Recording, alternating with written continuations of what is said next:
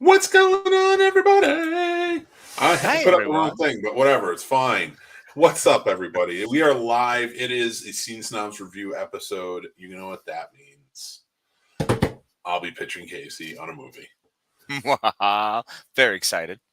But that's not all, because he just informed me that he went to go see a movie, and hopefully tomorrow we can do that where he pitches me on a movie.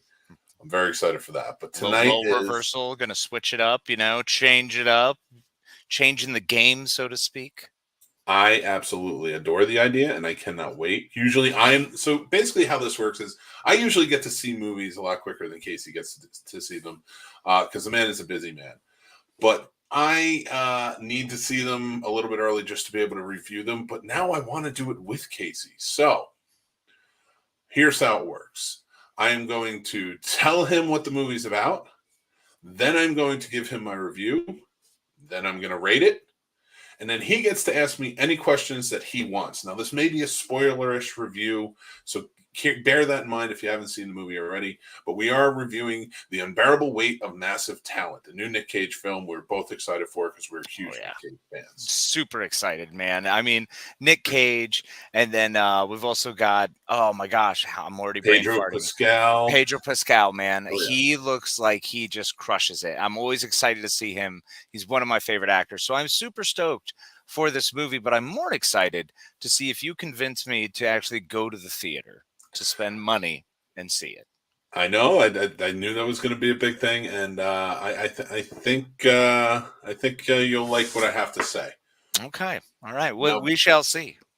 Before we get started with my review, I will tell you the story of The Unbearable Weight of Massive Talent is the story of an actor named Nicolas Cage whose career is sort of run dry. And he just isn't getting the movie star parts that he was once known for. But he doesn't care about being a movie star. He wants to be known for his talent. He knows he has this terrific talent for acting. And he wants to share it with the world. And he wants to do movies and keep them going. He has ostracized his daughter. His ex-wife is upset with him. But he has to keep pushing forward. But the only job that he gets is to go to a birthday party of one of his biggest fans in Spain, played by Pedro Pascal, named Javi. Javi invites him out to be part of it, but there's a bit of a twist. Javi may be more than he is letting on to be, or not. We're not sure who he is, but the CIA sure is investigating him. And they bring in Nicolas Cage to help them with their investigation, and things go awry from there. It is a wonderful tale of buddies, of enemies, of family, and so much more Nick Cage. My review for this movie couldn't be anything but positive. I'm telling you now, I'm calling it. This might be my favorite movie of the year so far. Wow. Yeah, it's I enjoyed this movie so much. Nick Cage is, everything that everybody thinks about Nick Cage, who he is, they put him in this little box of crazy. And he is a very eccentric guy. Don't get me wrong. We know this. We know who he is. Absolutely. But I think he knows who he is. And I think that he knows, and then especially in this movie, he shows you that he can take it farther. And he can bring it, he realizes the joke, he's in on it, and he's willing to do it for this movie to put on a great performance, because this movie isn't just the comedy. It isn't just action. Uh-oh, did we lose the madman? Oh, I'm still here. My camera just kicked off. I don't know. That was weird. As long as you can hear me. Yeah. That's what matters right Oh, I now. can hear you, buddy. Loud and But clear. need you here. I'm 'Cause here, then I'm bro. pitching to nobody. I I'm mean, pitching to who's been watching. the gray screen. Pitch to the gray screen. Albert in the gray screen. But I will tell you, it's not just the comedy. It's not just action. It's not just a buddy film, which it absolutely is a buddy film. And I will tell you this: I only want to see buddy films with Pedro Pascal and Nick Cage from now on. They are fantastic together. But this movie is heartfelt. It's family oriented. They care about each other, and Nick Cage goes full Nick Cage in every. The only way to describe it is he goes full Nick Cage as only Nick Cage did in every decade that he's been acting. That's valid. I mean, he always overcommits, which is part of the beauty of Nick Cage, is the level of who Nick Cage is and what he's trying to achieve. And you can feel it in every movie. That's why this movie seems like the movie about him, what he's trying to do in those other movies. Like, it's ridiculous. Oh, yeah. There's so many callbacks to all of his wonderful films from all decades that we really care about and love. And it's wonderful. Lots of Easter eggs, Nick Cage Easter eggs, if you will. Uncaged eggs. Oh, if you will. Ooh, free range eggs. But it's a wonderful tale. And I got to say, usually my rating goes to 5, and it is today, but it's 5 out of 5. Wow. I loved this movie. You do not give a lot of 5s. 5 Nick Cages out of 5. Whoa. So, Is it Snake Eye Nick Cages? Snake Eyes Nick Cages. I don't care what anybody says. It's just 8 millimeters of fun all the way through. That's horrifying. We're going Nick Cage puns hard on this one. We're raising the Arizona stakes. Are you? Well, it almost sounds like we're walking through a Willy's Wonderland of what we're going to pull out here. Yeah. That would be bad. That would be real bad. We would not survive that. I mean, it's the same way we wouldn't survive in Con Air. Oh, so true. So true. All right. I have pitched this movie to you all. I have told you how I felt about it. I've ranked it. Casey, now ask me whatever questions you'd like to know about this movie. All right, Mick, the rock of my heart. I am trying to decide which route to go with this, but I think my first question will be: was the supporting cast up to snuff and on par with trying to keep up with Nick Cage, or did they give Nick Cage room to Nick Cage? That's a great question, especially for this movie. One, the immediate supporting cast is played by his agent, who is Neil Patrick Harris in the movie. Wonderful.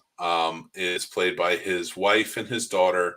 Now, the wife's name has left me for a moment. I'm sorry. I did just. Sorry, y'all. It's late night. It is late night. We're going late night on this. Snobs late night gets a little shaky. But she did a great job. She did a really fantastic job in it, playing his ex-wife. His daughter is played by Lily Sheen, who is the daughter of Kate Beckinsale and Michael Sheen.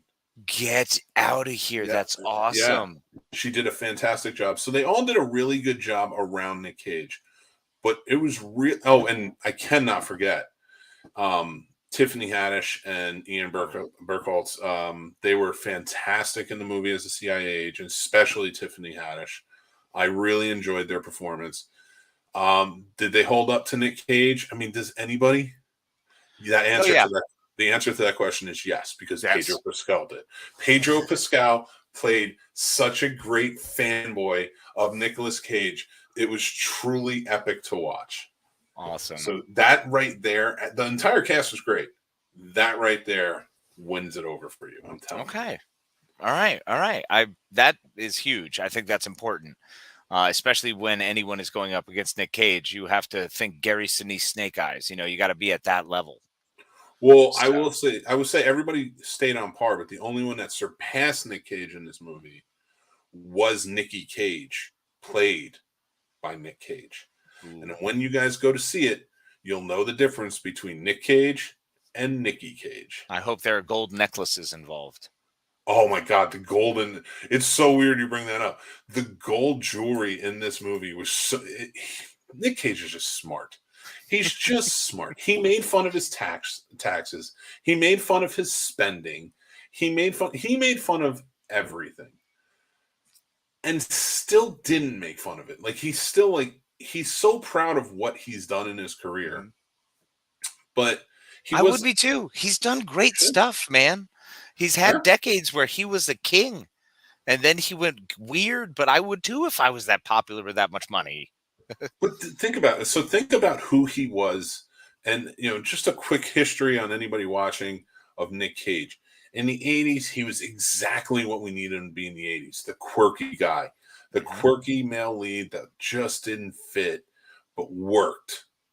Raising Arizona was perfect for that. Peggy Sue got married. Yep. Moonstruck, Valley Girls. Like, he was in so much weird stuff that was just perfect for him. Then the 90s, he became such a huge movie star. Huge. He was robbing action box office all over the place. I mean, The Rock, Face Off. Those are two monster movies right there. And you didn't even say Con Air was huge. Con Air's one of my favorites because, honestly, sometimes his daughter's name is Casey in the movie. And I love the fact that he calls Casey beautiful. So I just want to hear Nick Cage here call me beautiful. And it's wonderful. You'll definitely like the opening of this movie. Because there's lots of fun to it. But then in the 2000s, people forget. In the early 2000s, he did Family Man. He did The Weatherman. I love Lord of War. Yep. He did Matchstick Men. He did movies that were Oscar contenders. So this man went from the quirky guy who was in really good movies to the action star, to this Oscar Gone in 60 Seconds. We didn't even say Gone in 60 Seconds, and that was a monumental movie. Like, I love that movie. I don't. You know how Bill Murray once said, I don't trust all humans, but I trust dogs who don't trust humans. Yes. Or something along those lines. My point to this is, I don't trust any human that doesn't like Gone in 60 Seconds. That's valid. You have a problem. And you may not have to rewatch it. For me, I was thinking about this the other day. It is a stop and watch. No matter where it is, it's a stop and watch. I love that movie, and I always forget about it. It's not one I name. Kind of like I don't name Star Wars a lot when people are like, "What's your favorite?" Because duh. Like, I mean, for me, it's not even just a stop and watch. It is a quotable movie. Very. Because I will go, it never rains when it pours, with Christopher Eccleston, or when I'm sitting there and like I'm talking to my sons and I'm just like, brother's love is brother's love. And like stuff like, I will say lines from that movie. You take the 40 and then you divide the 7, and I will do that. Like every time something breaks, like I will do it. Like, so I will quote that movie. So like, I really don't trust people who don't like that movie. They have a problem. It's probably a disorder, and I feel for you. Fair. Now I have to ask: Massive Talent does run long, as I noticed. What's its run about time an hour and 50 minutes. Okay. Do you feel like an hour and 50 minutes? No. I wanted more. I wanted more. Okay. I could have done another 20 minutes of that movie. Okay. Also, so there was it a nonstop hitter? It was. Here's the thing that people I don't think are going to go in and fully understand about this movie, because I think we're all going in and we're like, either you're going in thinking, oh, it's Nick Cage being weird. The absurd, like the stupid over the top. Or they're going in and they're saying, we're getting a good Nick Cage comedy. And you are getting those things. But it is so much more than that. How I said his career was, is kind of the pattern that this movie follows. Interesting. It goes from him starting out and just kind of like being a guy who's trying to figure out his life, to a comedy where it's like a buddy, funny comedy, to it gets real and the stakes are high and the action is high and he has to be the action-packed Nick Cage we need.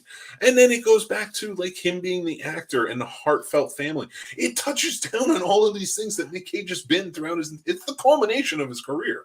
That's amazing. And this makes me very excited because you hit on one of the most important things. For me to go to a movie theater, it must either be action or awesome special effects. That's Yeah. pretty, those are my hard lines, man. It's hard to get me into a comedy. So that's what I was afraid this was going to be. It was going to walk the line of that. But saying that, if it's going to get up to the John Woo level, even for one scene, I'll go. It here's the thing. It doesn't. Oh, okay. It doesn't. It never strays away from the fact that this is Nick Cage in this. It's not Nick Cage's characters in this. Right. He is Nick Cage. But it works because I could see Nick Cage being this guy. And Wait, you could see Nick Cage being Nick Cage? I can see Nick Cage being the Nick Cage in this movie. Only sometimes, though. Only sometimes. Like, but like the drugs. Even that, like every point of it was just made sense. It was fun. It was quirky, but it was wild. It really was a great movie. Okay. All right. Interesting. Last question. As a person who has worked in the industry, do you say this is on par with remaining a solid movie? Like, was everything done right? Was the production right? Was the script good? Did this come across as, did it flow? Did it work? Are there points where you kind of are taken out of the movie itself? I was never taken out of the movie. Okay. Like I said, like when it came to the stakes being high, like when you watch Con Air, you don't feel like he's in any real danger. It's Con Air, and he's got slow hair blowing scenes. There's no danger, and he barely has. He's got a weird accent that we don't even know. He moves to 3 different states in that accent. Man, it's ridiculous. It's such an odd accent. I know, but they even touched down on the accents and how his accents are never really quite there. Mm-hmm. And Nick Cage always shines through. They touch down on it, and they touched down on it a couple of times in this movie for very good reasons. And that was the thing. Like nothing took me out of the story. Okay, cool. I liked it from beginning to end, and I think that's because it was a well-told story. And during the whole story, these two guys, Pedro and Nick, are telling you what's happening because they're writing a story together. Okay. At one point, like they're like, "Oh, we're gonna do this, we're gonna do that." It's like, you know what this needs? This needs a kidnapping because supposedly Pedro's character kidnapped the girl, and it makes perfect sense within the world that he lives in. And then the truth is unveiled about certain things, but it all works out. It does. It all works together, copacetic. Like it's wonderful. All right. So as a Cageophile, it sounds like a must. I really think you would enjoy this movie. I really think you would have just a ball with it. I was laughing. Like, it takes a lot for me to laugh in a theater out loud, ready to go. And I was laughing out loud in the theater. Like there were quite a few times where I'm just like, this is money. This is perfect. All right. So it sounds great. What say you? I say that this movie will have to be done as a matinee. But I wouldn't do it. I would absolutely do this movie. Yes. Okay. All right. Yeah. I still have to add Morbius, so I think I might make it a full day event because I do. I'm a man of my word, so I'm just gonna have to do it. Very fair. And you know what? I love that, and I think that it is a good matinee film because let's face facts: a Nick Cage movie to this magnitude isn't playing to like teenagers coming in. Right. Yeah. You know, they can have fun with it too, but it's not played to it. It's played to guys like us. That's the best part. This is going to be played to us. We're the audience. So I love going into movies where I know I'm the audience of that movie because everyone with me who's getting the jokes, who's laughing along, who's having fun with it, we're all the audience or everybody who's into it. So it's always nice to see that. So I'm excited. I think you're going to have a great time with it. A matinee is a great choice for this. I, of course, being that like he's my favorite actor, so I had to go see it as soon as it came out. Yeah, of course. But I can see where like just somebody who likes Nick Cage or may want to go see a good movie, this would be a good one. Like, hey, I'm play hooky from work, go see the movie. Entertaining, lighthearted. It sounds like it hits some good points and fun. all around fun, and we need all around fun movies. That's the point of movies, to entertain. So if it's entertaining, I'm in, and I need the experience. God, I need to get out of the house. Dude, then this is the perfect thing to get you out. Perfect. I want to thank you for coming on to let me pitch you this movie. Absolutely, brother. It's such a pleasure, man. No one else I want to do it with. I know. It's such a good time. I'm glad we get to do this. Guys, you can catch us on the Scene Snobs Podcast every Tuesday night at 9 p.m. Eastern on our YouTube channel. Or you can check us out on all podcast platforms. We're available there anytime after. We try to have a lot of fun with it, so go check it out and let us know what you think. We're doing these movie reviews. Casey has a movie. He saw The Northman. I have not seen it, so he's going to pitch it on me. We're going to have a movie review for that this weekend as well. So stay tuned for that right here. Make sure you subscribe to the channel and like these videos. It really helps us. But thank you again so much for watching. You can check out thescenesnobs.com where we have everything and more. Follow us on social media, the whole 9 yards. But until next time, Casey, my friend, it was great to see you. Pleasure as always, brother. Love your face. Be well and be kind to each other. And take care to all of you. Thanks. Thanks for watching and listening, everybody. I'm the Scene Snob, Mick Manhattan. You can check out the Scene Snobs Podcast live every Tuesday at 9 p.m. Eastern on our YouTube channel or all podcast platforms afterwards. Also on our YouTube channel, you can check out great shows like Real Combat, the ultimate debate show for movie lovers, mixed movie picks with new recommendations every week, Geek Fest Live every Sunday night, and new movie reviews and news all the time. Like and subscribe, then hit the notification bell so you know when all of our new episodes drop. Thank you so much to all of our amazing Patreon supporters, with whom this would not be possible. They help keep the lights on and support us in such big ways. If you would like to become a supporter on our Patreon and take advantage of all the perks like monthly giveaways, early access, and so much more, head on over to the Scene Snobs Patreon page and just sign up on one of our 2 tiers. Join our awesome community of geeks, movie lovers, and so much more, and join up on our Discord. The Scene Snobs Discord is now live, and you can head over to thescenesnobs.com for links to there and more. The Scene Snobs merch store is now open with original fun designs that are available on all different types of merch and apparel. Check out thescenesnobsmerch.com. Make sure you like, follow, and subscribe to all of our social media accounts like TikTok, Twitter, Instagram, Facebook, and so many more. We have fun updates, topics, we talk about collectibles, and so much more on there. It's a great time. You can find all of our links to everything on thescenesnobs.com or on our link tree, which are down in the descriptions below. Thanks again, everyone. Stay tuned and stay geeky.